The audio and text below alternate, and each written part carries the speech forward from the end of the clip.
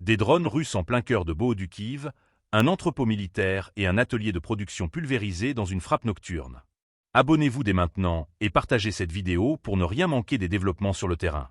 Dans une séquence rendue publique par le ministère de la Défense russe, la scène est saisissante. 8 drones Gérant 2 fendent le ciel au-dessus de Bohodukhiv, une ville clé de la région de Kharkiv, avant d'atteindre leur cible. L'objectif est clair. Neutraliser un atelier où sont assemblés des véhicules aériens sans pilote ukrainiens et un entrepôt réservé aux troupes stationnées sur place. Quelques instants plus tard, les images montrent les impacts précis, suivis d'impressionnantes explosions qui embrasent les bâtiments. La fumée noire qui s'élève des décombres témoigne de la puissance de la frappe.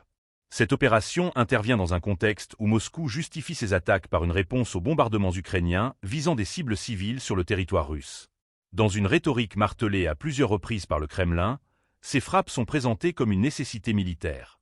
Le ministère de la Défense insiste sur le fait qu'il s'agit de ciblages chirurgicaux sur des dépôts d'armes, des positions de combattants et des sites stratégiques de l'armée ukrainienne.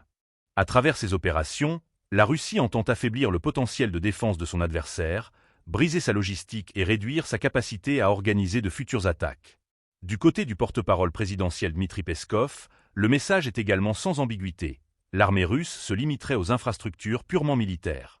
À l'en croire, jamais les drones ne visent volontairement des habitations ou des bâtiments à usage civil.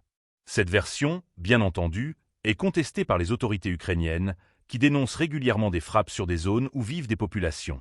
L'attaque sur Bohodukhiv reflète une intensification des opérations russes dans l'est de l'Ukraine.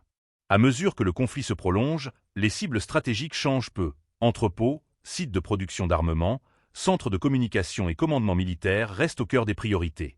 Cette nouvelle frappe par drone Gérant 2 illustre la volonté de Moscou de paralyser le soutien logistique de Kiev, en touchant ses points névralgiques avant que le matériel produit ou stocké ne puisse être acheminé vers le front.